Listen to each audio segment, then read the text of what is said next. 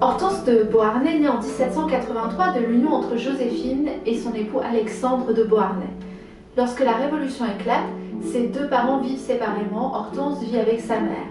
Son père s'implique politiquement, il est représentant de la noblesse lors des États généraux, puis président de l'Assemblée constituante. En 1794, il est emprisonné, puis guillotiné sous la Terreur. Sa mère, Joséphine, est emprisonnée également, mais elle sera libérée et épouse 2 ans plus tard Napoléon Bonaparte. Celui-ci adoptera Hortense et son frère Eugène comme ses enfants.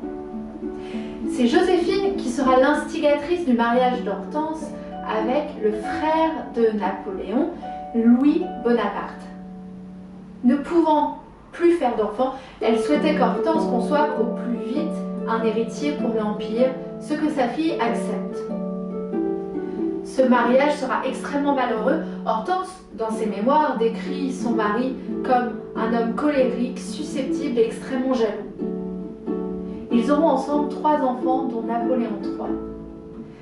Reine de Hollande entre 1806 et 1810, la musique tient une place extrêmement importante dans la vie d'Hortense.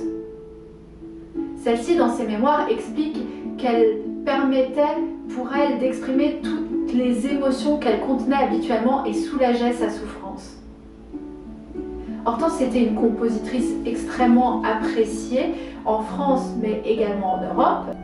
Schubert, en 1818, lui rend hommage en publiant un thème et variations sur ses romances pour 4 mains pianoforte qu'il dédie à Beethoven. La romance la plus célèbre est sans aucun doute En partant pour la Syrie ou le jeune Baudunois qui deviendra l'hymne impérial officieux sous le Second Empire. La plupart de ces romances sont publiées en 1813 et Point troublé, la romance que je vais vous jouer à présent, en fait partie.